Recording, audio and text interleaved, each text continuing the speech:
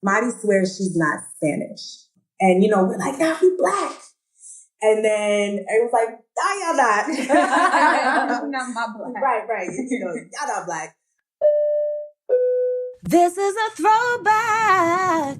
Hey, you. Welcome to Black Travel Podcast. If you're listening to this particular recording, this is part of my throwback season. It means that it was recorded before my official launch date.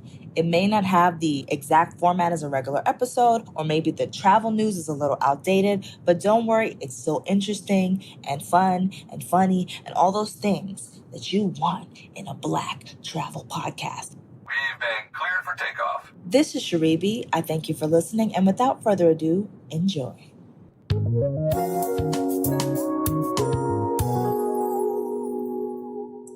All right, so now I'm joined by two fabulous lady travelers. This is Marty Paris. And Damaris Dunn. And who is you? Who is Marty Paris? I consider myself an uptown girl who is bi-coastal. I live in the village of Harlem.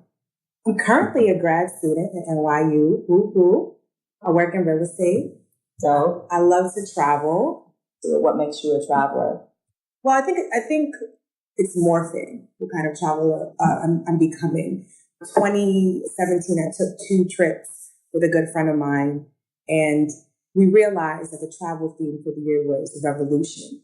So that really sparked my interest in terms of aligning travel with where I am in life, or kind of like what's happening in the world. Okay, well, I am from Queens, born and raised by way of Brooklyn and Harlem and most of the boroughs, because I probably lived in just about all of them. And I'm an educator.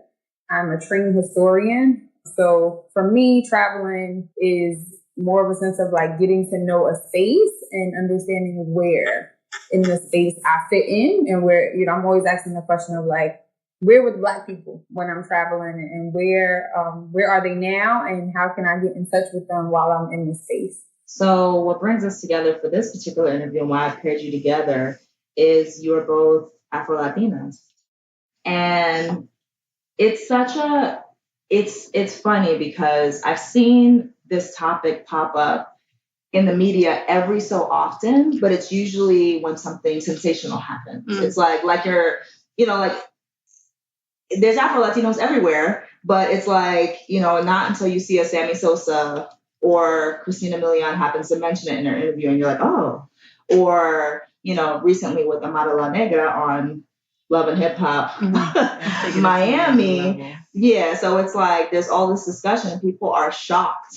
So let me just explain my brief affiliation. And I'm really here to learn. Let me just say that. Mm-hmm. So a few years ago, I was in a play where I portrayed a Black Latina. And that was basically what the whole play was about. And I was like the heaviest girl in the cast on purpose to show different body types. I had the kinkiest hair in the cast on purpose. And I wouldn't say I had the darkest complexion, but it was a really interesting experience because after every show, we had a talk back and people would be crying their eyes out. One, because they were just like, thank you. You guys were my voice, and I feel like I'm often silenced in society or invisible. And I have a story. My family has a story. Thank you for sharing. But then 2, I was the only African-American, in the cast. We were a mixed bunch, but most of the cast, they were Black Latinas. I mean, people crying. I mean, people that are 5 shades lighter than me saying, I was always called negative terms in my family and this and that. And, they always call me Black. And I always was sitting back well, what's wrong with being Black? I was confused. I'm like, where I grew up, you would just be light skinned or you would just be whatever, but you're fine. You're just, I really didn't understand.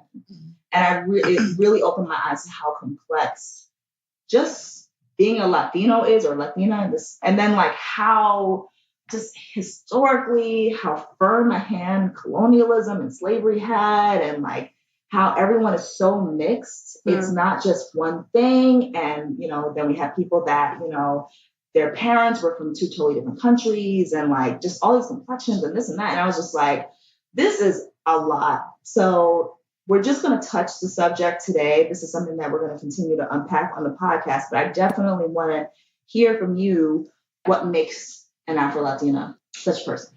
Well, so I absolutely, unequivocally identify as Afro-Latina. My phenotype is Hispanic. When you see me, I look Puerto Rican. I look Latina. I am very fair skinned. I am one of the fairest people in my family, which is a sensitive issue for me, which is ironic for some, or some may find that ironic. My hair texture, my curl pattern has loosened with age.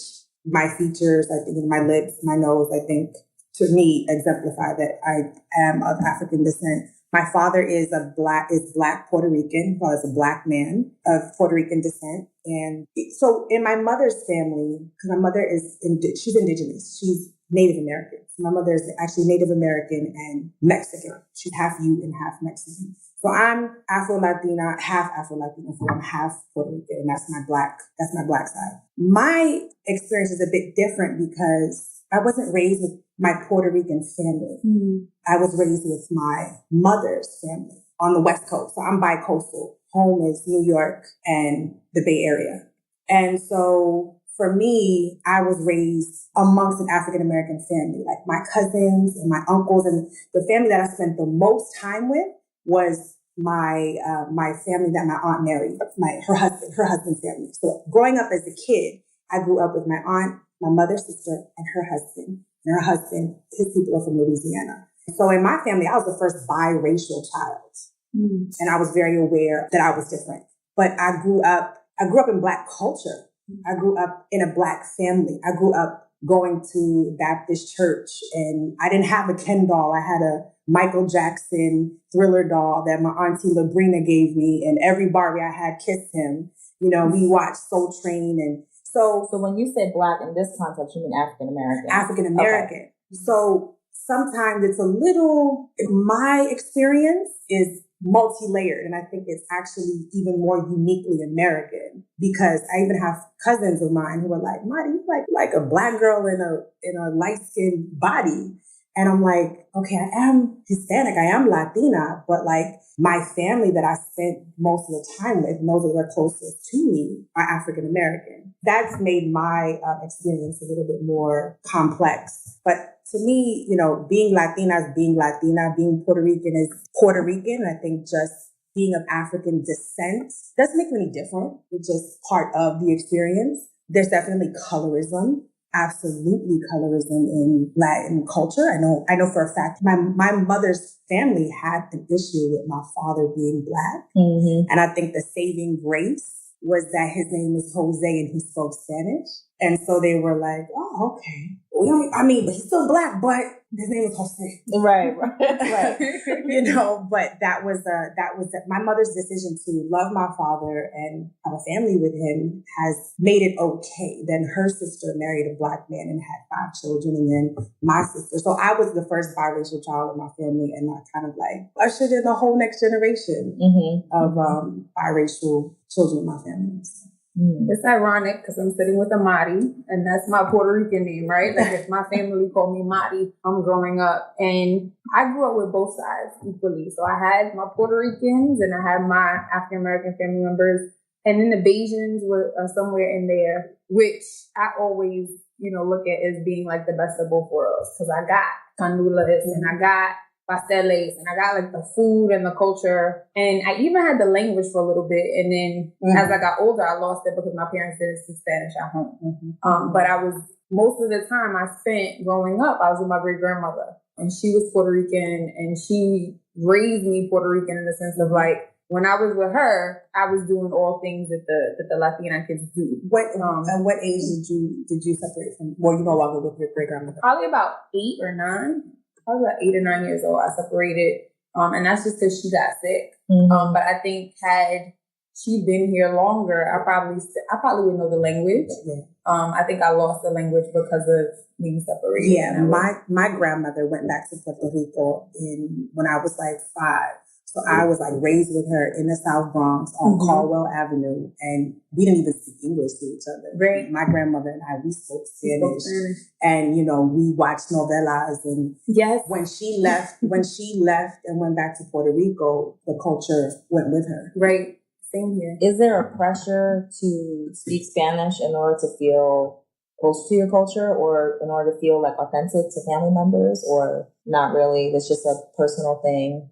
I think my family has been super accepting of me not speaking Spanish, but I think that they encourage it in subtle ways. Like they'll say things and I'm like, okay, slow down. You know, you're going a little fast. But I think that there is a want for me to be able to speak the language. And I think coming from Spain, I just got back from Spain on Monday, and like they speak differently in Spain. It's a different kind of Spanish. But even just being there and like seeing like little words, I'm like, oh, I know this. Like I'm totally hip to this, but I'm just not fluent. And oftentimes, you know, because I am brown, you know, I'm a little bit darker, there is a sense of like folks looking at me like, fascinating. What is she? I think there's always a question of like, who is she? And then you hear me speak and it's like, where did she come from?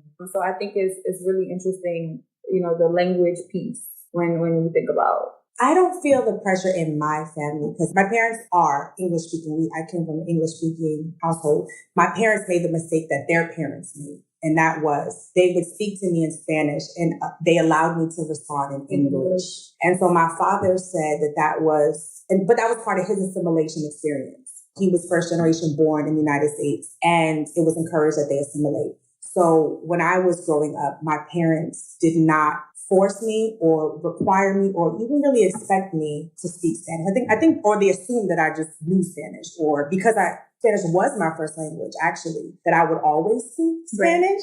Right. And so it wasn't reinforced. I feel the pressure, not in my family. I feel the pressure socially in society from other Latin cultures or other Latin groups that are like, to paraphrase, and I've been told this to my face, Mari swears she's not Spanish. And I feel that I have to rebut that and kind of like defend it. And part of my response to that immediately is I'm not Spanish. Yeah. And I say that with pride.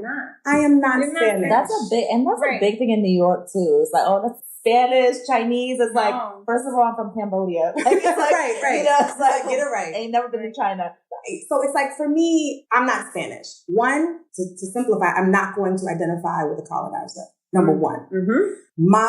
I'm still understanding my identity. I'm still creating my identity. I'm uniquely American. And being American means that I can be of Latina, of African descent, ascribe to a specific cultural group and not have to, because I look a certain way, be what you think I'm supposed to be. And so like, I get this kind of pushback from Dominicans. In particular, they're like, you think you're not Spanish. And I'm like, no, but I'm American. I'm a naturalized American citizen. I was born here. I was raised here. I didn't immigrate here. I am American. So when I say I'm American, it can come across as smug to some other Latin groups because they feel like, oh, what do you mean you're American? But I am. And so being American means I can still identify as being Latina, being Afro-Latina specifically.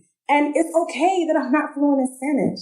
Yeah, I think in college, like in undergrad, I noticed that just joining, like think about different organizations that I was interested in, and I always wanted to be a part of the Latino Student Union, but I didn't feel accepted in that group. And even though I knew where I came from and where I was raised, I wasn't as accepted by the Dominicans or even the Puerto Ricans who were a part of the group. Even though I knew your cousins look like me, right? But they speak Spanish. And I think that might have been the disconnect. So I immediately joined like the Black Student Union and became very involved in undergrad with that particular group because that's where I felt most comfortable. But I always knew where I came from. Like I'm very keen on who my ancestors are, who my family is, and they're very keen on that too. Like it's a part of me. But yeah, I'm not Spanish by any means. No one in my family is from Spain. Right. I've never been there. I haven't been there yet. Like I'm of Caribbean descent. Right. You know, I mean, I'm of African descent from through the Caribbean, and because my mother is Native American,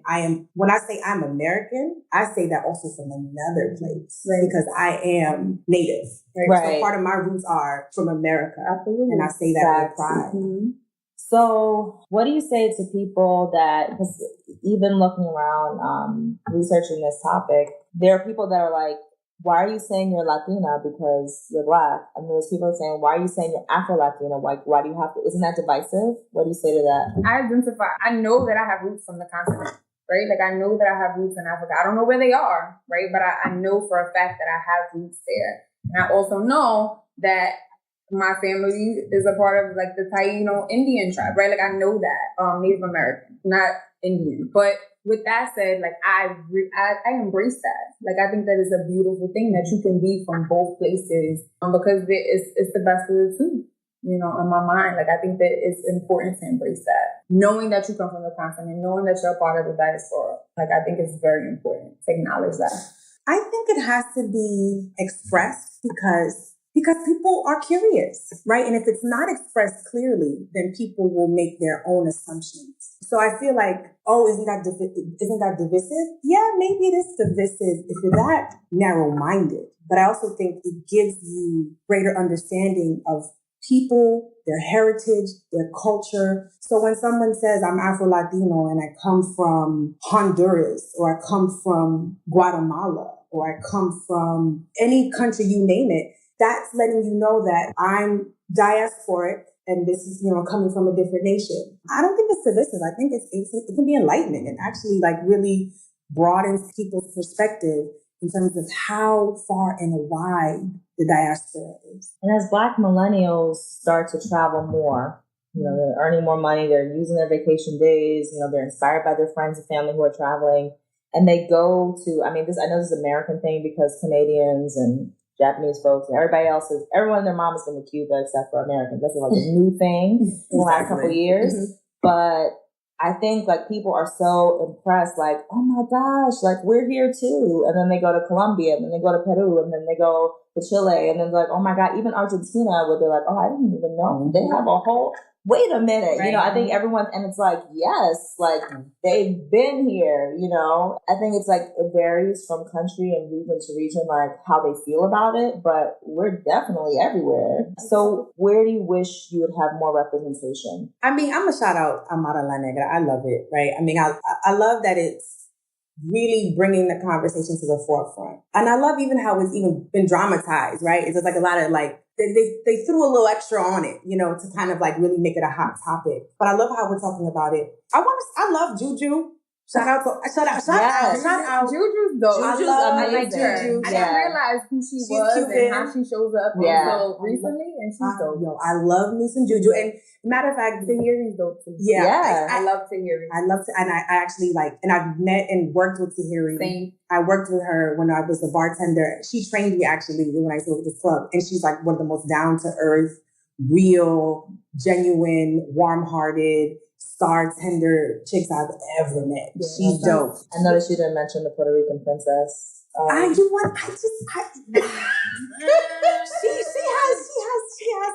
has some evolving to do. I was listening to her on lip service, and it's like, I don't know. I find her to be really too vulgar. Mm-hmm. Really way too vulgar. Yeah, she doesn't represent me. Yeah, she doesn't. Per se. She's beautiful. God bless her. But I find her to be very vulgar. And so, but she's still a part of, she's Afro-Latina. We're not monolithic. Clearly. Right. You stand it. But I think it's important to have representation because I think people are like, oh yeah, Celia Cruz. Okay. And I get it. And it's like, yeah, but there's so many other people. Yeah. I hate to bring this up, but it's like Black women in the room. We gotta talk about hair. So Pelo Malo, what's good with that? Did you ever feel pressure to straighten your hair? Oh my God. Speak your truth. It's so funny. I just took out a curly weave. I had a curly weave, and it's so crazy because my hair naturally is curly. So it's just, my hair changes a lot. Mm-hmm. I go short, I go long, but I don't feel pressure. Like I do what I want when I feel like it because that's just how I feel. But my mom has like a super tight curl. My sister has a soft curl. I have like a wavy kind of, but I like the tighter curl look, so that's what I was wearing at the moment, and now it's straight. So I'm transitioning. And I'm like team natural. When I say people like team natural, some permanent hair, I'm like no, natural in terms of like no heat styling, just really wearing my hair natural. And my mom had a real adversarial relationship with my hair growing up. And when I look back at it, I'm like, my hair, Mom, you were being dramatic. But my mom had a very, adversarial relationship with my hair. And I remember her sending me to the salon to get a relaxer. And my dad took me. I had to be 8. And my dad took me to the Dominican salon, and my mother was like, get that under control. No. Really? Yeah. So I didn't grow up learning to really embrace and love my hair as it was naturally. That's pretty common though. In our generation, we remember when we were kids, but we're just now getting to know our natural texture. And it's like, okay. My godmother's a hairstylist. So I've always had the privilege of having somebody be able to do my hair. And so she did my hair and she was able to say, well, my mother in a similar way was like, this is something going on here. And I don't know what it is. And I think I moved and I was tender-headed. So I think it was like going to your godmother. But my godmother handled it. And I think I've done so much to my hair. I've cut it, I've dyed it, I've done all types of stuff. But I've had long hair. I used to straighten my hair religiously for years. And finally I just reached the point now as a mature woman that my hair talks back, and my hair's please, every strand is about to they threatened to all go on strike and quit. They were like, we will all give up and just quit if you don't stop. So I made a choice to stop styling my hair. How's the reaction been? My closest friends love it. Everyone is like, yes. And everyone really applauds. I'm like, oh, it's getting so healthy. I've had my friends in university were kind of like, what's going on? I'm like, really? Yeah. Well, there aren't many of us in my graduate program. So in my graduate program, I'm one of very few. So, I think the first semester I was there, second semester I was there, I bleached my hair blonde and was straight. So now that I'm getting near the end, I'm all natural. And people are like, 3 semesters ago, you had blonde, straight hair. Now you in here with an afro. And matter of fact, when I came back from the summer break, I had box braids. And people were like, so it's definitely been a transition, actually. I've definitely been really making a statement with my hair in terms of where I am in life and how I'm feeling. And it's not about taming it anymore. It's not about taming myself or what I have to say or how I feel. So I'm letting it just all hang out. Let it fly. I love that. So as you travel the world, how are you perceived? In Ecuador, I was perceived as like a star. People came up to me. Yes. And were like, can I take a picture with you? And I'm like, sure, why not? And they're like, and the people who I was traveling with told me you're going to end up on somebody's nightstand because that's what it is. Thailand, very well accepted, which was interesting. Spain, I got a lot of weird looks. I've heard so many mixed reactions about Spain.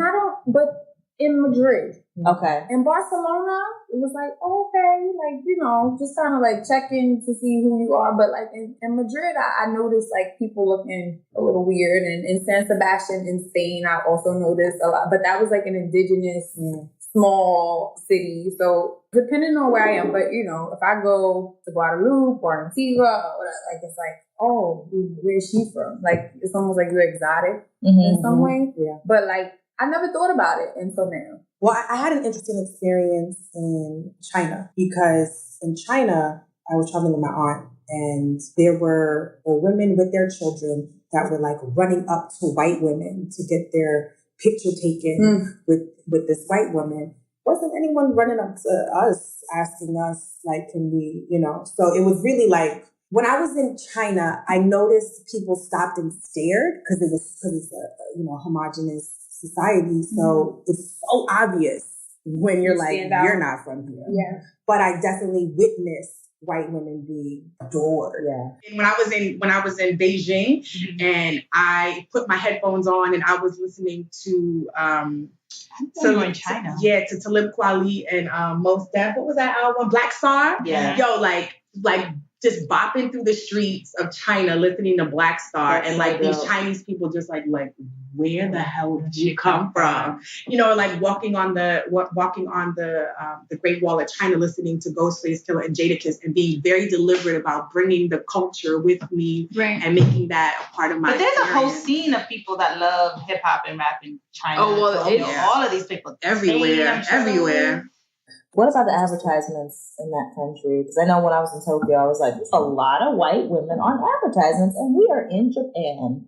What is going on? I saw a lot of white American movie stars. Yes. In advertisements. When I was in Egypt, I was on a tour, and I was stopped because they thought I was Arab. And I kept happening to me. And I'm like, no, I'm with them. And they're like, no, they like they were trying to keep me out of certain places because they thought I was Arab. And I was like, I paid good money. I'm like, no, I'm with them. They were like, leave them alone. Yeah. And I'm like, no, I don't speak Arab. I don't speak Arab. You know, and they're like, oh, we thought you were Egyptian. I'm like, no, but this is enlightening that, you know, when in Egypt, I Egyptian, you know, or could be Egyptian.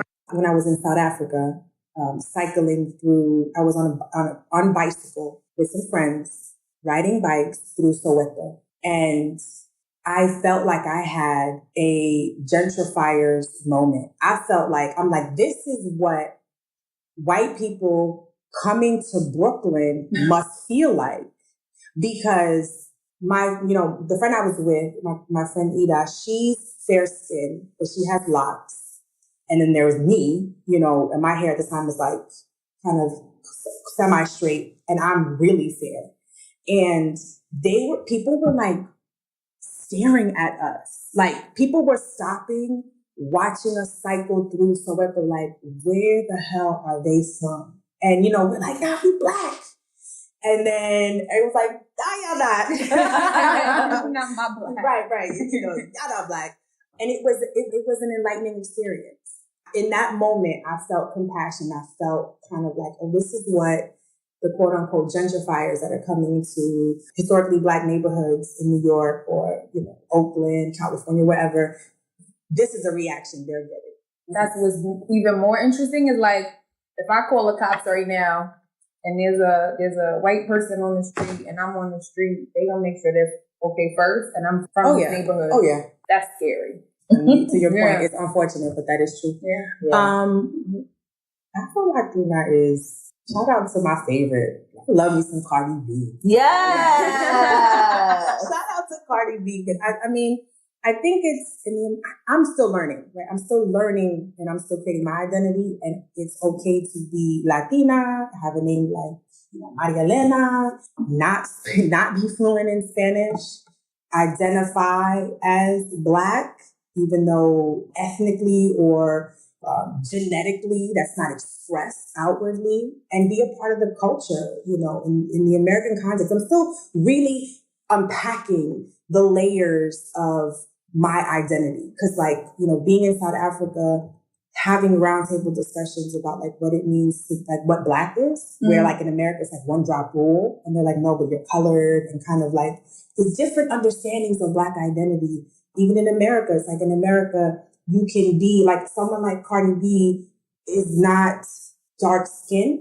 She identifies as Afro-Latina. She comes from the culture. She's from the Bronx. She is moving in a space that is Black culture in America. So I think it's really dynamic, and I think we're still understanding kind of like, I think we're still writing it, learning what it means. She's a little ratchet, and she's very proud of that. And I remember she was on a little ratchet. Well, she's very, but I don't want to say it in a negative way, because I don't think it's negative. But people, you know, have their own conceptions about what that means. But I remember, I think she was on the Breakfast Club, and she was saying like, whenever she heard Michelle Obama talk, she would appreciate. I'm paraphrasing, but like she appreciated what she said, but she couldn't relate to her at all. And I was like, really? She's so classy. She said this, she said that. And she's like, she's not one of my role models, like, because I don't have any women like her that I look up to in my neighborhood. That's not those are not the women that I know. You know, she's coming from a totally different world than me, and it's great. At the same time, I saw something posted online. Somebody posted this think piece or article. Forgive me, I don't have it in front of me, but it was something like the Finesse remix with Bruno Mars. The video I read that. Yeah, it's all about in living color. And they were like, oh, how come these two ethnically ambiguous people you celebrate or show off something that they're not a part of? They're like misappropriate. It's like cultural appropriation. I was like, I would tear that down because first of all, let's shout out to, if we're going to talk about In Living Color, right? The dance that was epic. Rosie Perez was the choreographer. She's Puerto Rican, straight out of Brooklyn. Yes. And big up to Spike Lee because he always includes Puerto Ricans in the story, like always. And like I love the fact that this remake of She's Gotta Have It, Mars Blackman is Puerto Rican. Yes. Okay. I love the fact that his sister, I don't remember the character's name, that they're showing the Santeria, the Yoruba tradition, and they're showing practitioners of Afro-Latin descent. So whoever wrote that, and I was like, I'm looking at two Afro-Latinos because Bruno's dad is Puerto Rican. Right. And Cardi is half Dominican, half Trini. Exactly. And I'm looking at two people with like curly hair. I mean, she had a weave, but I was like, and that doesn't even matter. It matters on how they identify themselves. She identified the folks as ambiguous. And I'm like, there's nothing ambiguous about like they show up and they speak to their culture a lot of the time. So it's like, what? They're not ambiguous at all. And I was like, well, Cardi, okay, let's just say Cardi's ratchet, right? Proudly ratchet. Somebody was like, oh, well, she's more palatable to a white audience because of her color and blah, blah, blah. And I was like, what? I think we would have to explain Cardi to most folks. Like, oh, she's from the Bronx. And they'll be like, oh, okay, I get it. Because they're just like, what? They don't know what that is. She brings a whole nother element where people are like, I mean, like, we might be used to it or we know people like that, but they're like, what? And I'm like, just because she's light-skinned does not mean she's more palatable to white people or whatever. And I mean, but I would even argue to the opposite. I would say that I think that she maybe even plays into, because she is Latina, and the fact that she speaks broken English may even play into the stereotype of Latinos, into whatever the negative stereotype of what Latinos are. And let's be very clear that being Latino from the Caribbean is very different in Latin America than it is if you're coming from another country in Latin America.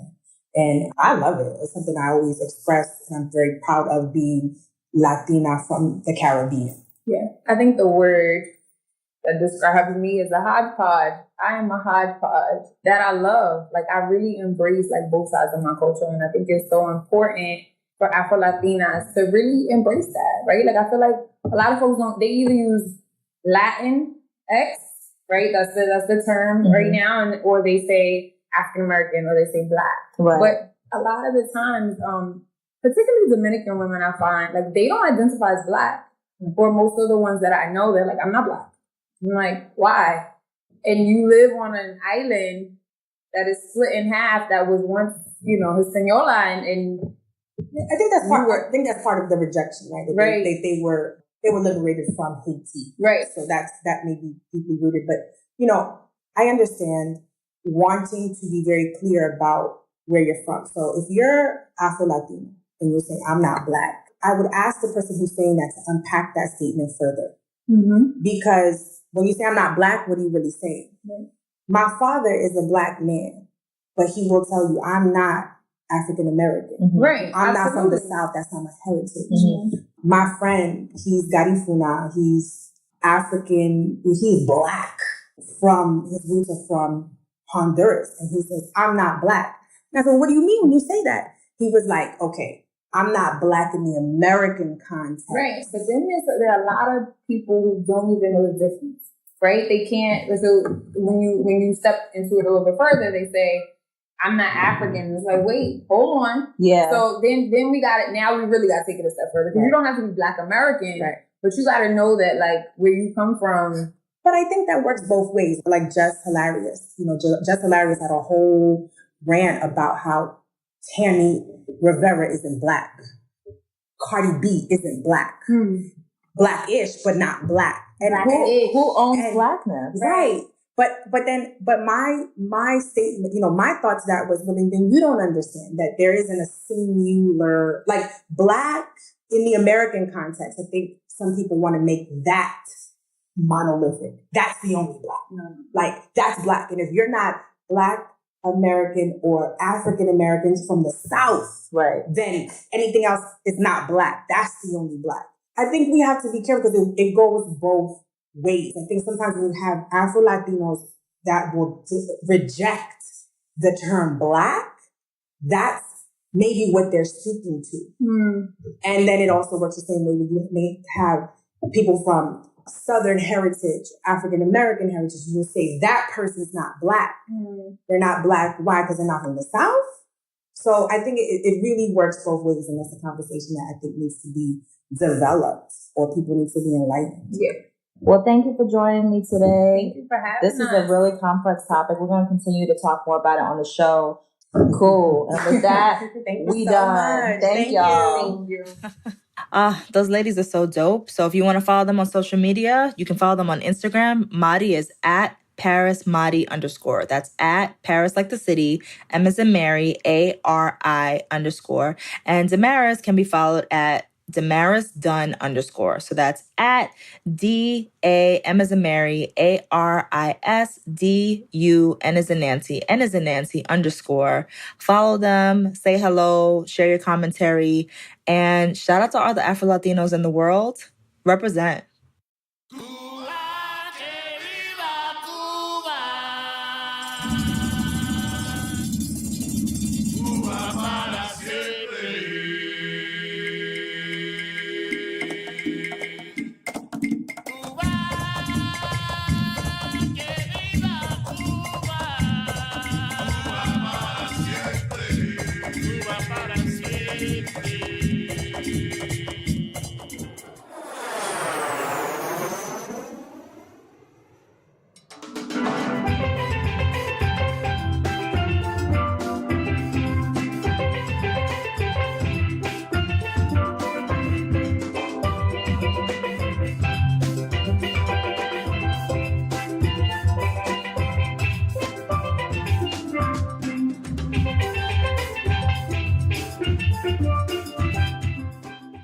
All right, so now we're joined by my super fine and talented homie, Joel Randell. And I'm a little jealous because I'm sitting here in Harlem, freezing right now, and Joel is in sunny...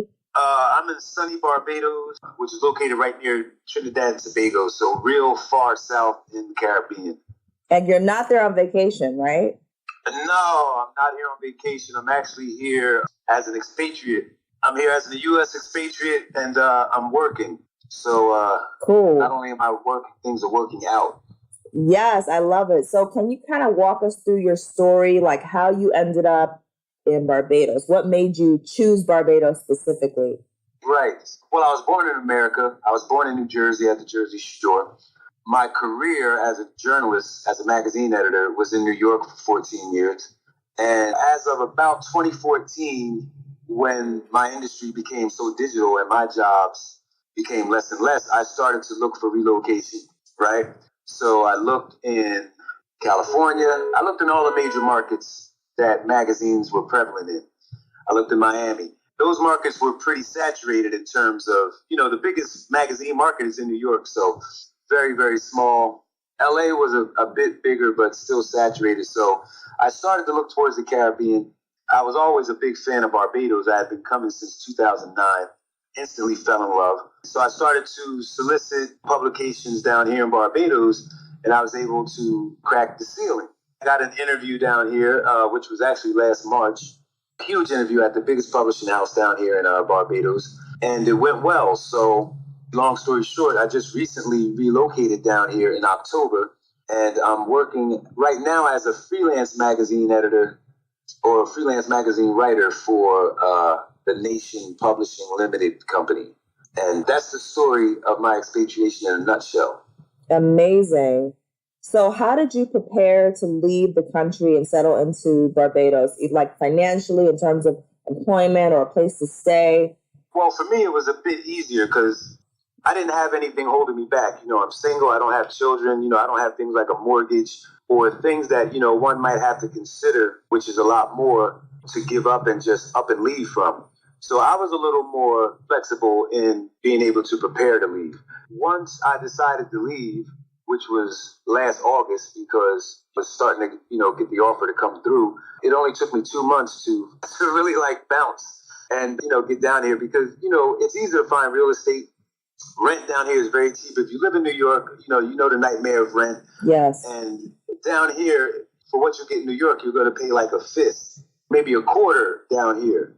So your money goes a really long way. And that's why it was, advantageous for me to come, because I'm able to just leave and come down here because I won't miss a day of work. So that is the key. If you can't find a job that you can become ensconced in, meaning like you get on staff here or wherever you go, if you have a work from home job, that just opens up the opportunity probably 50% more. Right.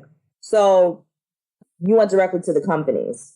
Like you weren't on a remote work website or anything like that, like a job board for international jobs. Always approach your companies directly.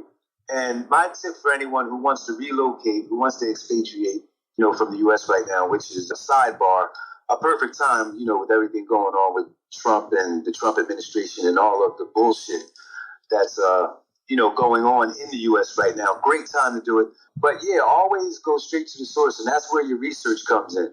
You really have to research where you want to go, because it is that simple. If you have a resume that's built up in your field and you've built up some years and some good resume points in your career, just match that with the industry of the location you want to expatriate to.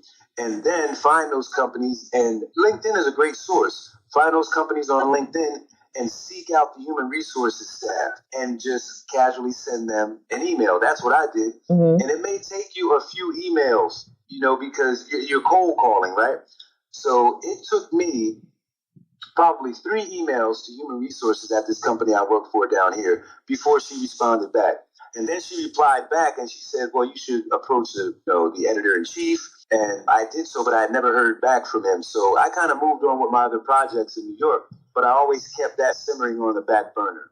So you always want to follow up after you send your emails. Don't ever, give up. It's just like looking for any job. You have to follow up. And there's no such thing called too many emails. I mean, of course, you don't want to email them every single day, but you want to check in with them at least once or twice a month. Right. Even if you don't hear back. So always be consistent in your search. And to make a move out of the country, you have to be consistent. Word. I mean, if you really want to, you have to be consistent. That's what I did. So always go straight to the company and introduce yourself, send your resume, give the company praise and show that you've done research on the company so that you can kind of regurgitate some of the company's finer points back to them in your pitch. Nice. So thank you. That seems pretty straightforward. How easy has it been for you to make friends there? And have there been any hurdles for you socially since the locals know you're a foreigner? I've been coming to Barbados since 2009, so I'm pretty plugged in with some key people in the social scene and on the island. And it doesn't hurt that, I'm just a very social dude. I know how to go out and strike up conversations with people and introduce myself and just talk to people. As a journalist, that just goes hand in hand. Right. So it hasn't been hard. Now, of course, anywhere you go, especially when you're on a very small island like Barbados, striking up conversations may not be as easy because the island's so small. People may be a little bit skeptical about talking to you if they don't know you. But some people are going to talk to you right off the bat. I mean, you really just, again, have to be consistent. It's just like, going out in New York and, networking in New York. You have to go out 3 nights a week, if you want to network. You have to hit events. You have to go where people who you want to meet and, vibe with are. Now, I'm at the point now where I don't go out much, because a lot of it is just kind of like, it's just like smoke and mirrors. It's kind of like if you go out too much, you're really going out for no reason. So you have to really pick your spots. It's like in New York. If you're in New York, you don't want to just pop up at coffee shop on a Wednesday night just because you're trying to meet people. You have to, wait for invites or wait for like your friends to say, hey, there's this really cool Hennessy event, or hey, there's this really good event going on in Harlem. You really got to pick your spots. Otherwise, you're going to waste time when you're trying to network. Cool. So what are some of your favorite spots to hit up in Barbados? Well, any beach will do for me. I'm like, what's your favorite beach? My favorite beach is Crane Beach. Okay, where you jump off the cliff. Right, cliff jumping there. It's not advised. They have like posted signs that say, please don't jump off the cliff, but that just makes people jump more. But, Crane Beach is really like one of the top 10 ranked beaches in the world. So it's this beautiful beach that's adjacent to probably Barbados' biggest resort, the Crane Resort. So that's one of my favorite beaches. Another one of my favorite beaches is the Boatyard, which is on Carlisle Bay. Crane Beach is located on the southeastern tip of the island, and Boatyard is located on the southwestern side of the island, on Carlisle Bay. So those are just two of the beaches that are my favorites. What about places to eat, or do you make most of your meals?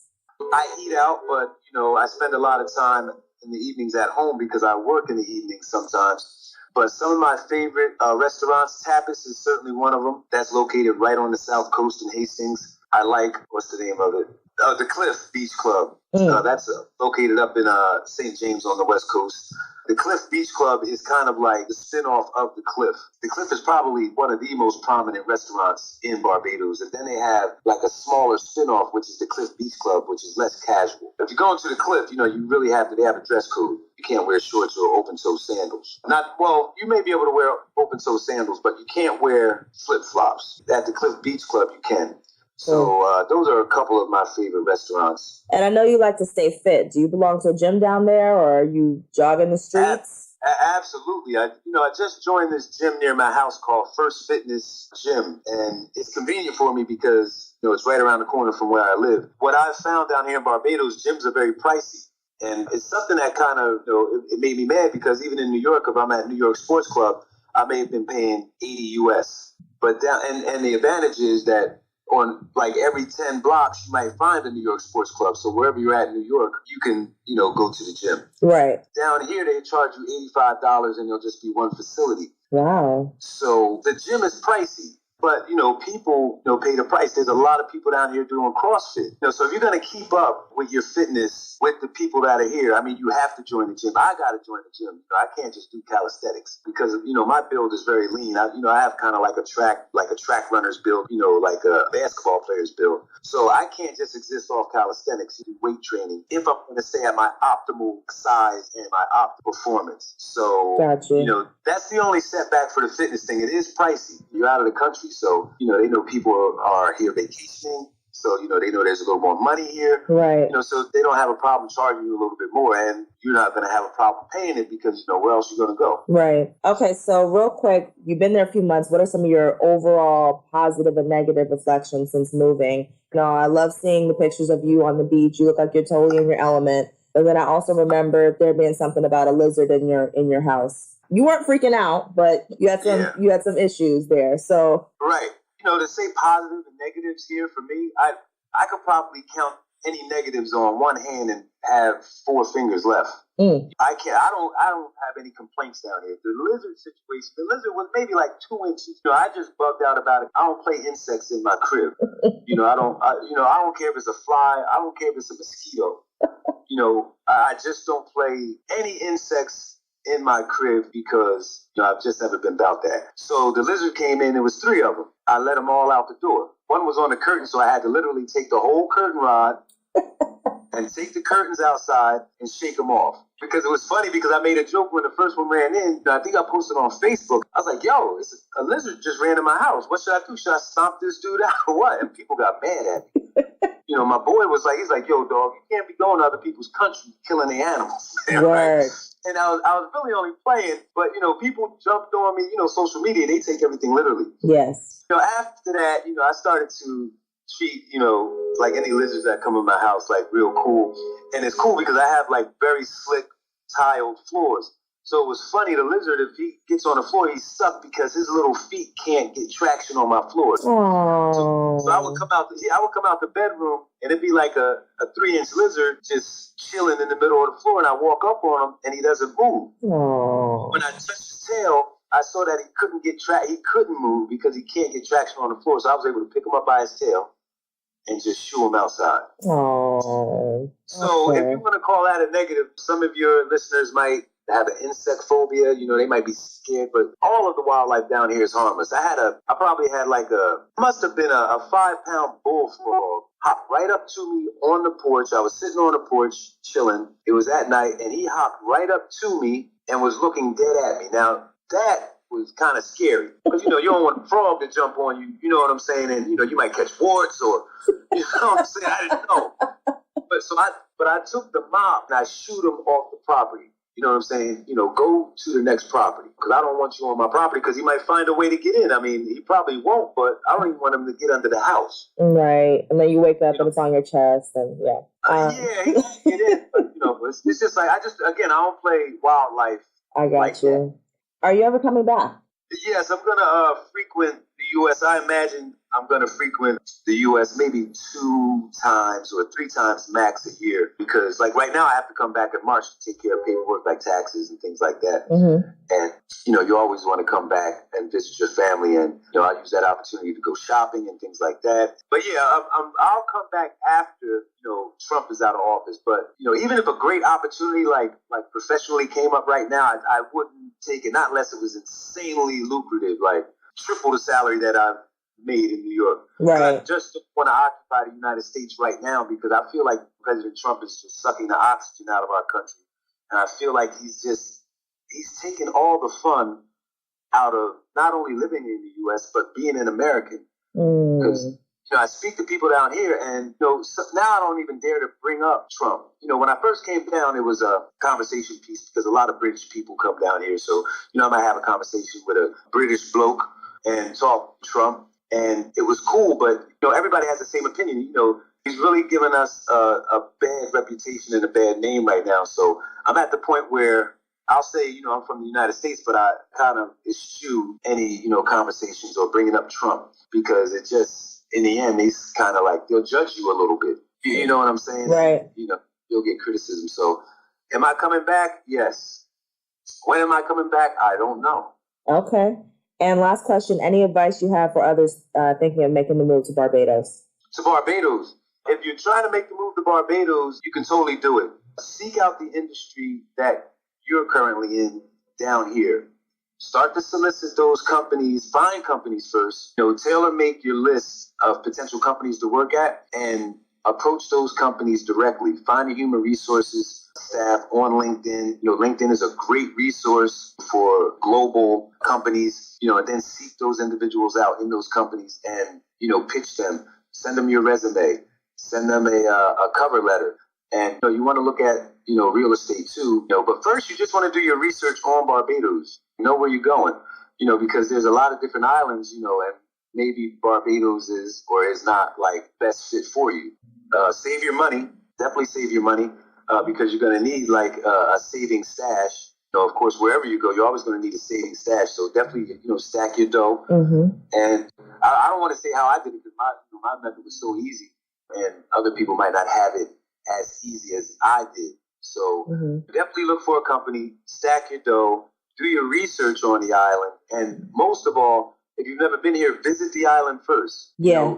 Treat it like you're going on a college tour out of high school. Make sure you visit the spot that you might potentially go to before you just go there. Definitely visit the island as many times as possible, or at least a couple of times before you start to make the decision. So you'll have some on the ground insight into what the island is about. Yeah, I love Barbados, and actually I felt pretty safe there. I didn't have any issues when I went down. So it's a country Right. I plan to visit over and over again. All right, thank you, Joel Randell. Where can we follow you online? Check me out on Instagram. I'm Joey Buttafuoco, JoeButtafucco. On Twitter, I'm at Joel Randell. And on Facebook, I am facebook.com/The Joel Experience. Nice. So yeah, check me out. You can follow my exploits down here. You can follow my journey through Barbados. And, don't just follow, reach out and say hi, leave some comments. And, if you have any questions, please feel free to hit me up on Facebook, on Instagram, or on Twitter. All right. Thank you for your time and enjoy the beautiful weather there. Absolutely, Sheree. Thanks for, having me on the show. And good luck with the podcast. I'll be listening, all right? Thank you. Okay, have a good one. You too.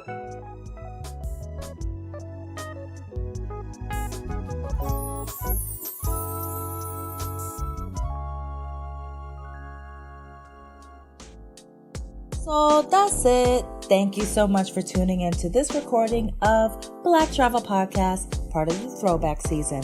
Like, comment, rate, subscribe. We really appreciate your support. You can check us on Instagram at Black Travel Podcast and on Twitter at Black Travel Pod. All right, squad. This is Sharibi. Thank you for listening. Stay fly.